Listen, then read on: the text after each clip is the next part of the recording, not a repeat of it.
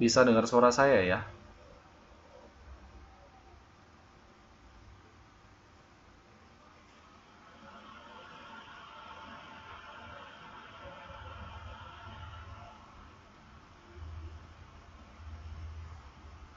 Baik, kalau begitu saya kira bisa kita mulai sekarang kelasnya. Saya buka terlebih dahulu. Assalamualaikum warahmatullahi wabarakatuh. Ya, saya ucapkan selamat malam, selamat datang di kelas saya, di kelas Pendidikan Kewarganegaraan.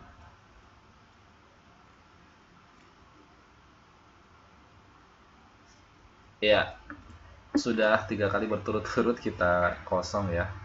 Saya minta maaf sekali karena memang ada keperluan yang harus saya laksanakan dan harus menuntut saya untuk berpartisipasi sehingga terpaksa kelas saya kosongkan. Jadi dari awal Maret hingga akhir Maret saya tidak bisa masuk dan berhalangan masuk untuk 3 kali pertemuan berturut-turut ya.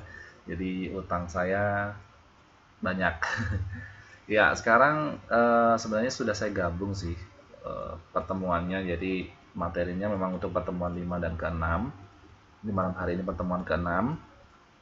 Seharusnya kalau menurut jadwal normal itu kita sudah harusnya melaksanakan pertemuan yang ke-10. Jadi saya utang 4 ya, 4 kali pertemuan. Jadi saya minta nanti misalnya ketua kelas menginformasikan kepada saya ya apabila ada kosong kelasnya dalam hari Rabu sama hari Kamis, karena hari Rabu sama hari Kamis saya tidak ada kelas. Jadi nanti misalnya pada hari itu ada yang tutor yang berhalangan hadir, bisa diinformasikan ke saya dan saya bisa masuk kelas. Oke, teman-teman sekalian, tidak perlu saya panjang lebarkan. Mari kita buka terlebih dahulu kelas kita pada malam hari ini dengan berdoa menurut keyakinan dan agama kita masing-masing. Berdoa menurut keyakinan dan agama masing-masing, saya persilahkan.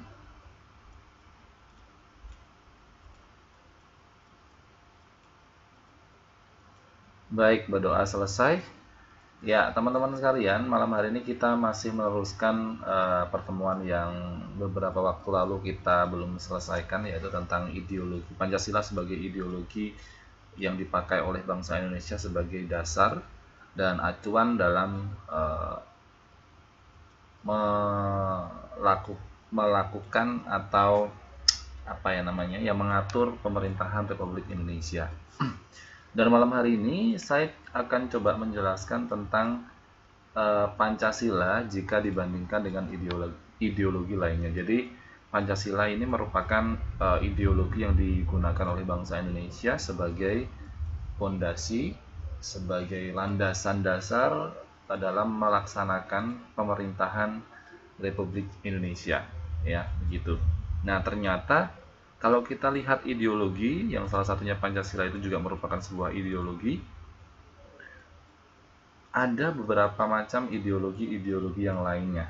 Nah, kali ini saya akan mencoba untuk membandingkan ideologi-ideologi lain selain Pancasila dan coba kita bandingkan dengan ideologi Pancasila, apa bedanya, dan kira-kira mana ideologi yang tepat dan mana ideologi-ideologi dari yang akan saya jelaskan nanti yang sesuai dengan ideologi bangsa Indonesia. Apakah Pancasila, apakah ideologi-ideologi lainnya ya, gitu.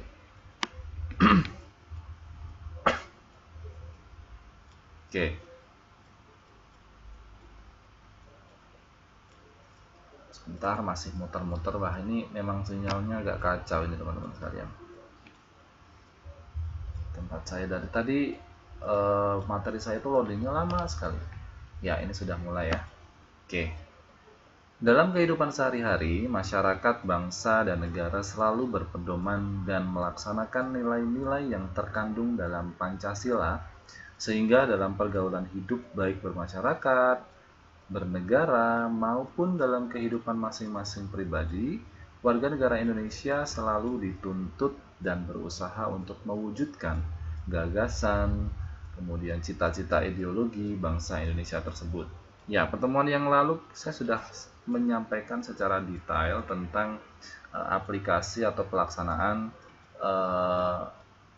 ideologi Pancasila dari sila pertama hingga sila kelima, yaitu sila ketuhanan yang Maha Esa, kemanusiaan yang adil dan beradab, kemudian persatuan Indonesia, kerakyatan yang dipimpin oleh hikmat kebijaksanaan dalam permusyawaratan perwakilan, serta keadilan sosial.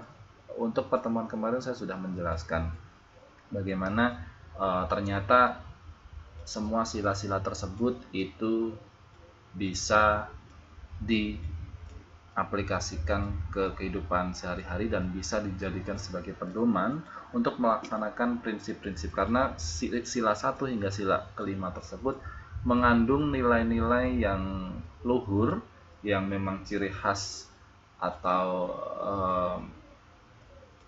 merupakan cerminan dari kepribadian bangsa Indonesia, sehingga sila 1 hingga sila kelima itu sangat cocok sekali diwujudkan untuk mewujudkan gagasan cita-cita bagi bangsa Indonesia dalam melaksanakan kehidupan sehari-hari.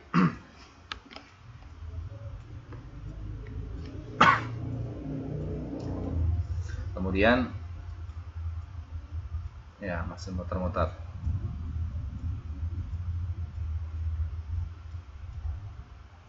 Iya, lama sekali ya. Ya, saya ucapkan bagi teman-teman yang baru hadir, selamat datang dan selamat bergabung di kelas 8 semester 3. Ini kebetulan sangat tidak mendukung nih jaringan saya. Dari tadi muter-muter terus.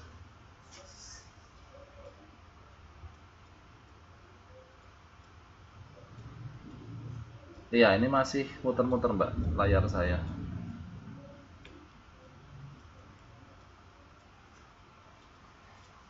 Sama dari sini memang lagi muter-muter, di tempat saya itu lagi hujan. Ini seharusnya udah bisa kebuka. Kenapa ya?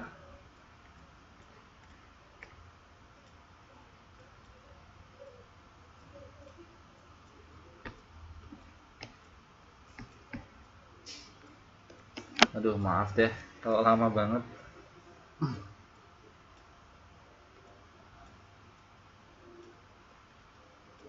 Apa saya ganti? Sebentar ya, saya tidak bisa menjelaskan kalau ininya hilang.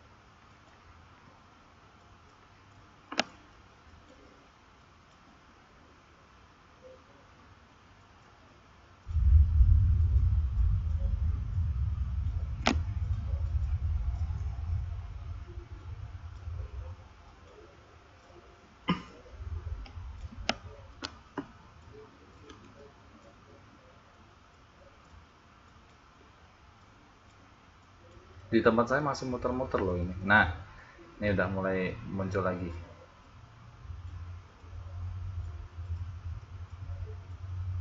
Baik, saya teruskan ya. Saya teruskan. Iya, bicara tentang ideologi yang lain ya, tadi selain ideologi Pancasila, di dunia ini ada dua macam ideologi yang sangat populer ya. Yang pertama adalah ideologi liberalisme. Apa itu ideologi liberalisme? Ideologi liberalisme itu bertitik tolak pada paham individualisme. Individualis ya, orang-orangnya yang menganut atau masyarakat yang menganut ideologi liberalisme itu adalah selalu bertitik tolak pada kepentingan pribadi, kepentingan individual ya. Paham tersebut menitikberatkan pada kebebasan perseorangan atau individu. Jadi tidak kepentingan bersama ya. Oleh karena itu paham liberalisme ini tentu saja tidak sesuai dengan Pancasila. Karena Pancasila yang menjadi ideologi bangsa Indonesia itu memandang manusia sebagai makhluk individu atau makhluk pribadi sekaligus sebagai makhluk sosial. Jadi paham liberalisme atau ideologi liberalisme ini sangat tidak sesuai diterapkan menjadi ideologi bangsa Indonesia. Oleh karena itu, masyarakat yang berideologi Pancasila wajib menyelaraskan kepentingan pribadi dengan kewajiban terhadap masyarakat dalam kehidupan sehari-hari. Jadi untuk itu kita sebagai warga negara Indonesia yang tidak mungkin kita mengagungkan kepentingan pribadi, kita juga perlu mengedepankan kepentingan orang lain dan harusnya seimbang, sehingga paham liberalisme ini sangat tidak cocok diterapkan di Indonesia. Ya, dan perbandingannya dengan ideologi Pancasila seperti itu. Kalau Pancasila itu memandang manusia itu sebagai makhluk pribadi dan sekaligus makhluk sosial, di mana manusia itu harus bisa berinteraksi antara satu dengan yang lainnya. Tidak hanya bisa mementingkan diri sendiri atau pribadi sendiri yang dilihat, tetapi kepentingan orang lain itu juga harus diperhatikan ya. Jadi di ideologi Pancasila antara kepentingan pribadi dan kepentingan sosial atau kepentingan orang lain itu harus diselaraskan, harus diseimbangkan, tidak boleh berat sebelah. Kemudian paham liberalisme itu juga menganut paham sekuler, yaitu apa itu paham sekuler? Yaitu paham yang memisahkan masalah agama dari urusan negara atau pemerintahan. Ya, ini juga tidak cocok ya, karena di Indonesia kita mengakui bahwa negara berdaulat penuh ya atas ketuhanan yang Maha Esa. Dan ini juga tidak sesuai dengan sila pertama Pancasila yang menjelaskan bahwa negara wajib ikut menciptakan kondisi yang mendorong berkembangnya kehidupan keagamaan dan kepercayaan terhadap Tuhan yang Maha Esa. Negara yang menganut paham liberalisme itu seperti Amerika, Inggris, dan Australia, sehingga tidak heran kalau negaranya itu tidak ada campur tangan atau carut marut, maksudnya tidak ada pengaruh agama yang diikut sertakan dalam pemerintahan gitu ya. Kalau kita lihat Amerika, Inggris, dan Australia, mana ada misalnya Katolik, Islam begitu ya ikut menjadi atau duduk di kabinet-kabinet pemerintahan, mereka nggak ada. Beda dengan agama Islam. Kalau beda kalau di negara Indonesia kok agama Islam jadinya. Beda kalau di negara Indonesia. Kita masih memegang teguh ya, negara itu berdaulat penuh, memegang teguh Pancasila, terutama sila pertama dalam hal ini ya, menjadi landasan untuk membangun pemerintahan Indonesia yang berdaulat. Di Indonesia masih ada Kementerian Agama, yang mana Kementerian Agama itu mengurusi seluruh agama-agama di Indonesia. Jangan sampai saling gontok-gontokan, saling tidak selaras, saling tidak toleransi begitu ya. Dan di Indonesia itu masih terlihat kalau misalnya agama itu masih turut serta mengatur negara, itu adalah dengan adanya hari raya ya. Setiap hari raya atau hari besar agama itu kan ada di kalender ya. Itu kalau di Amerika, Inggris, Australia itu nggak ada sama sekali. Jadi itu bedanya paham liberalisme dan ideologi Pancasila.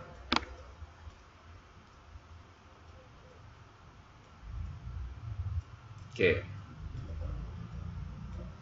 Ya, lagi petir hujan di luar hingga slide-nya pun juga ikut muter-muter. Kemudian yang kedua, paham ideologi yang terkenal di dunia yang kedua adalah paham komunis. Ini juga dulu pernah mencuat di Indonesia, yaitu salah satunya dengan tragedi PKI, kalau kalian masih ingat, Partai Komunis Indonesia, di mana ajaran komunis ini bersifat ateis, anti Tuhan atau tidak percaya adanya Tuhan. Jadi manusia hidup di sebuah negara yang menganut komunisme itu masyarakat-masyarakat yang tidak mempercayai adanya Tuhan dan kurang menghargai manusia sebagai individu. Biasanya seperti itu. Hal ini sangat bertentangan dengan Pancasila. Komunis itu bersifat internasional dan menolak nasionalisme. Biasanya negara-negara yang menganut komunisme dia malah berkiblat dengan paham internasional. Jadi hal-hal yang berbau internasional itu mereka suka, tetapi paham-paham nasionalisme di mana seharusnya negara itu menumbuhkan rasa cinta terhadap tanah air bagi seluruh atau setiap masyarakatnya, itu malah mereka menolak paham nasionalisme tersebut. Kemudian komunisme ini juga bertentangan dengan sila persatuan Indonesia yang menghendaki adanya kesadaran nasionalisme yang kuat. Ya, seperti yang tadi sudah saya jelaskan bahwa komunisme itu bertentangan dengan nasionalisme, sehingga tidak ada di situ persatuan kesatuan yang kuat dalam sebuah negara yang menganut sistem komunisme. Mereka lebih menghargai atau lebih melihat manusia itu sebagai ya luweh-luweh gitu ya, manusia itu dalam konteks personal. Malah mereka mengakui bahwa sesuatu yang bersifat internasional itu malah membanggakan daripada yang nasionalisme begitu.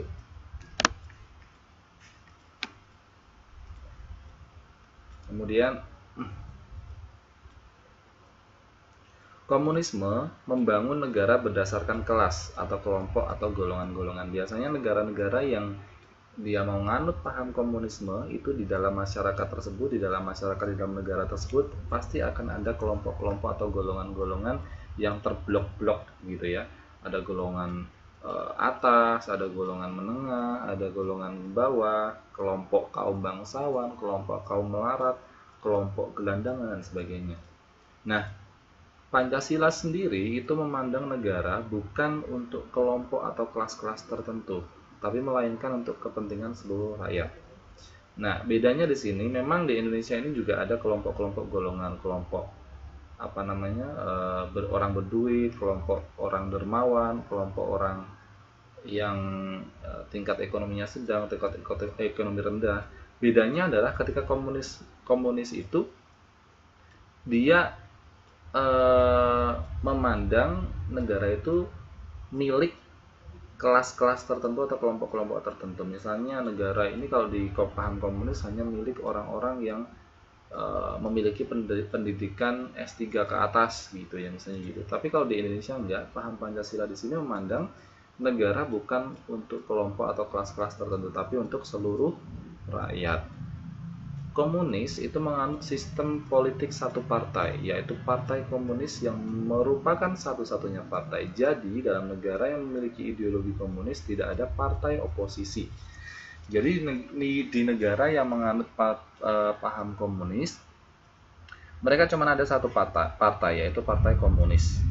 Tidak ada partai yang lain, sehingga tidak ada partai oposisi atau partai lawan ya yang melawan satu-satunya partai itu. Partai oposisi seperti yang tadi sudah saya katakan merupakan partai penentang di Dewan Perwakilan yang menentang dan mengkritik pendapat atau kebijaksanaan politik pemerintahan yang berkuasa. Negara yang menganut paham komunisme ini antara lain Rusia, Cina, dan Vietnam.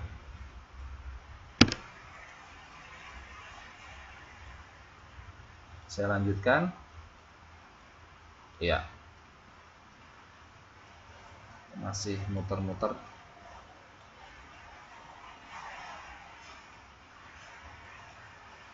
Hujannya deras di luar. Dari tadi mendungnya, awannya hitam sekali, belum turun-turun dan sekarang baru turun.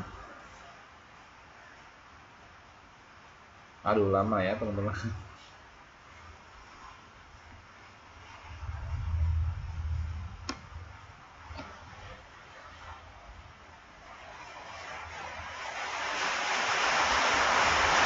Kalian dengar hujannya? Deras banget di luar.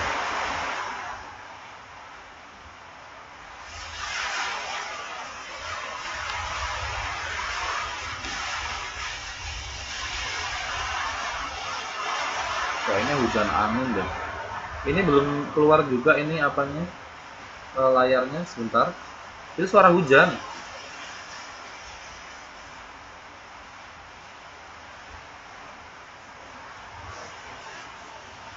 Sinyal saya itu kalau hujan seperti ini susah.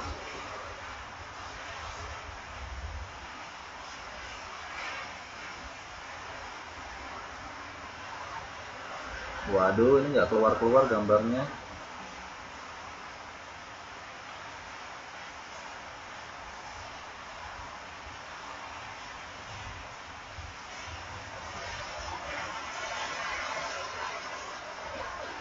Sebentar.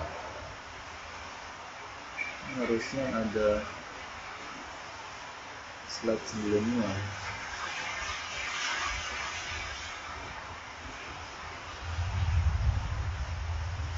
Dia nggak mau keluar. Oke.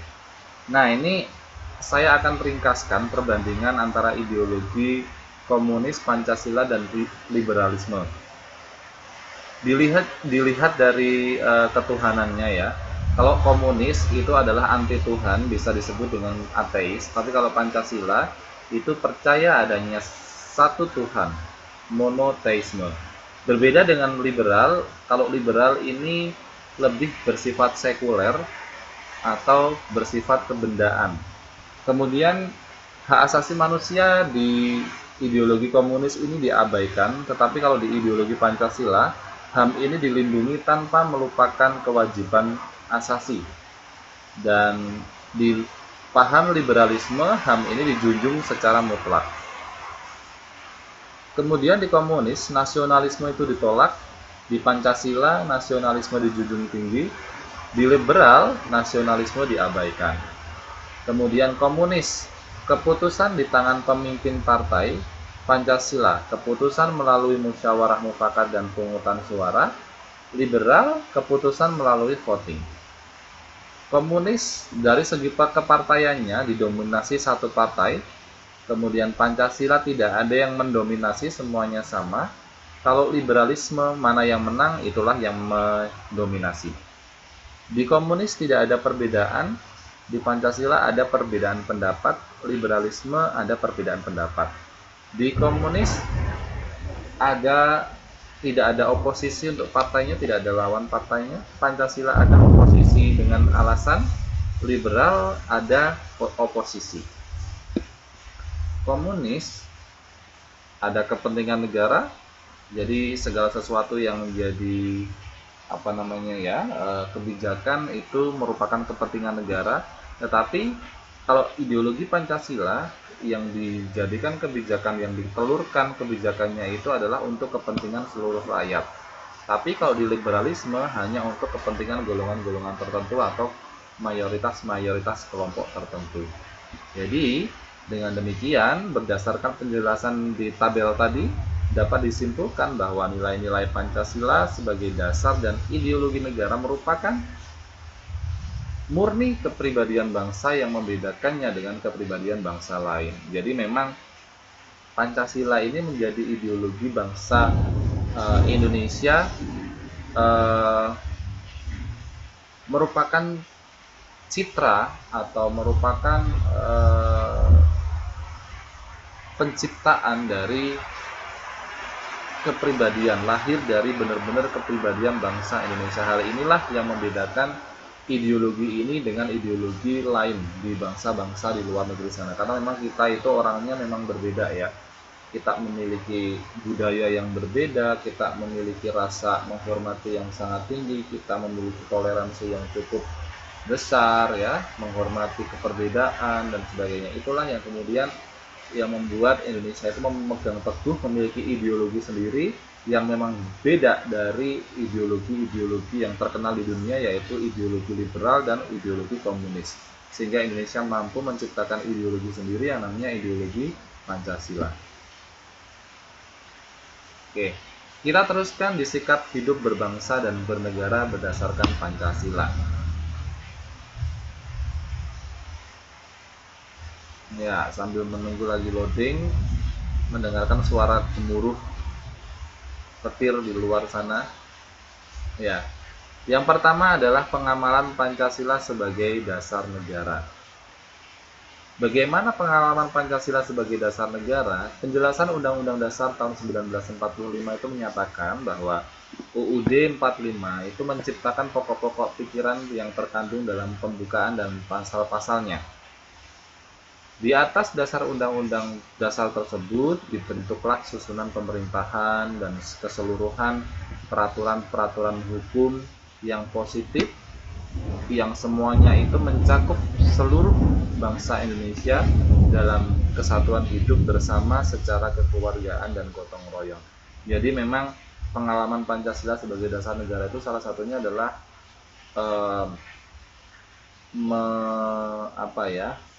melibatkan seluruh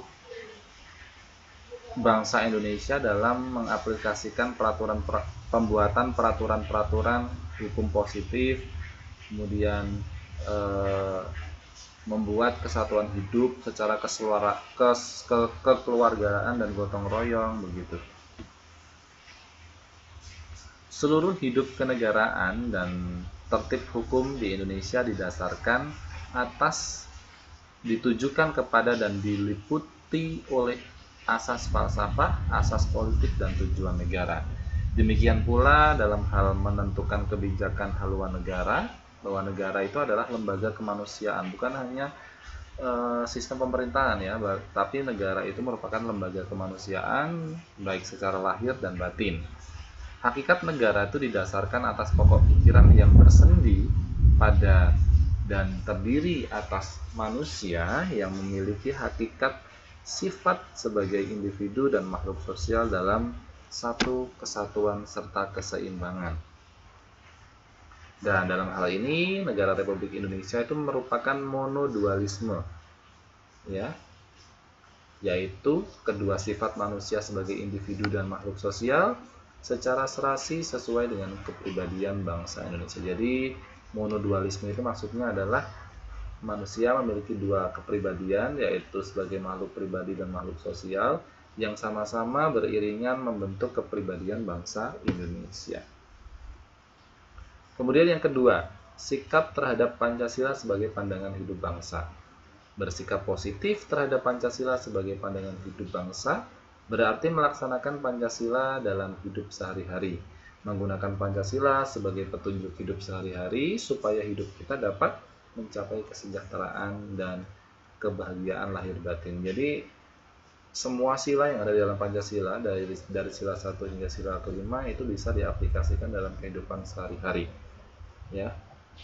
Jadi bagaimana sikap kita menjadikan Pancasila sebagai pandangan hidup bangsa ya, kita sebagai warga negara Indonesia, yaitu salah satunya dengan mengaplikasikan sila pertama hingga sila kelima dalam mensejahterakan dan kebahagiaan lahir batin di kehidupan kita. Ya. Dengan pelaksanaan pengamalan Pancasila dari sila 1 hingga sila kelima itu diharapkan adanya tata kehidupan yang serasi antara hidup kenegaraan dan hidup bermasyarakat. Secara umum dapat dirumuskan bahwa melaksanakan Pancasila dalam kehidupan sehari-hari apabila kita memiliki sikap mental, pola pikir, dan tingkah laku yang dijiwai sila-sila Pancasila yang bersumber juga pada UUD 1945 tidak akan bertentangan dengan norma-norma agama, apalagi norma-norma kesusilaan, serta norma-norma sopan santun dan adat kebiasaan, serta tidak bertentangan dengan norma-norma hukum yang berlaku. Jadi kalau kita mengaplikasikan sila-sila 1 hingga sila kelima dan bersumber pada pembukaan Undang-Undang Dasar 45 sebagai landasan dasar negara kita tidak akan pernah melakukan perbuatan yang bertentangan dengan norma agama, norma susila, norma sopan santun, adat, atau norma hukum yang berlaku. Jadi itulah yang kemudian menjadi cita-cita bahwa ketika kita bisa mengaplikasikan sila 1 hingga sila kelima dan sesuai dengan pembukaan Undang-Undang Dasar 1945 yang tercantum dalam pasal-pasalnya, maka kehidupan kita akan harmoni bahagia dan sejahtera secara hidup berdampingan dengan masyarakat satu dengan masyarakat yang lain dalam segala perbedaan. Ya, norma-norma yang tadi sudah saya sebutkan itu dapat digali dan dikembangkan dari yang pertama sila-sila Pancasila termasuk ajaran-ajaran agama. Jadi setiap agama yang ada di Indonesia baik itu Islam, Kristen, Katolik, Hindu, Buddha, Konghucu itu ya itu mengajarkan kepada kebaikan. Jadi yang tercantum pada sila pertama tentang ajaran-ajaran agama bahwa itu bisa dikembangkan untuk eh, membuat hidup menjadi lebih tentram dan sejahtera.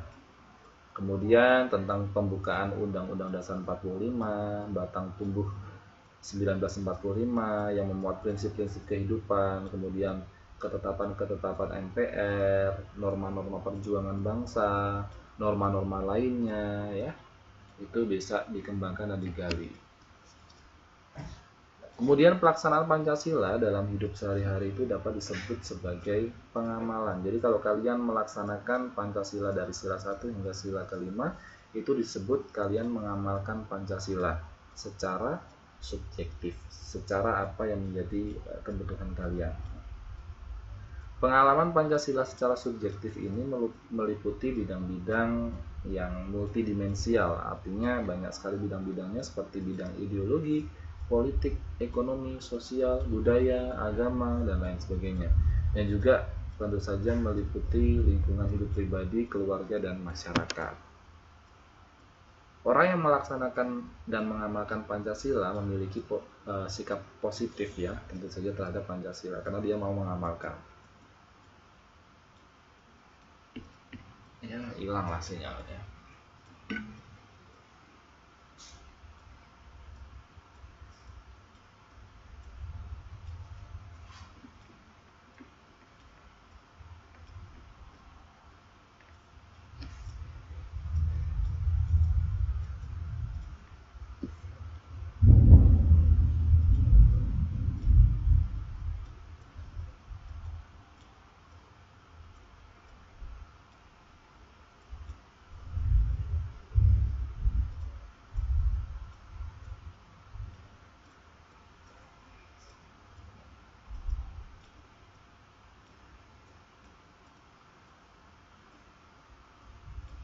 Maaf.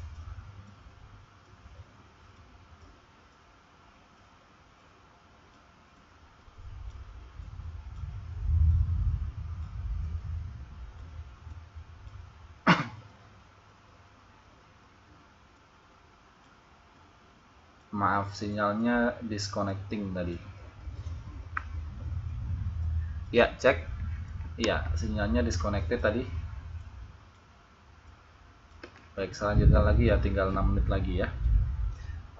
Ya, tadi kalau kalian melaksanakan Pancasila berarti kalian sudah otomatis memiliki nilai atau sikap positif terhadap Pancasila.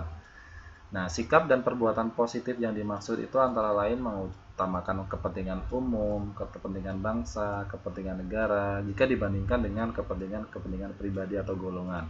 Kemudian bisa atau berani membela bangsa dan tanah air dimanapun kalian berada.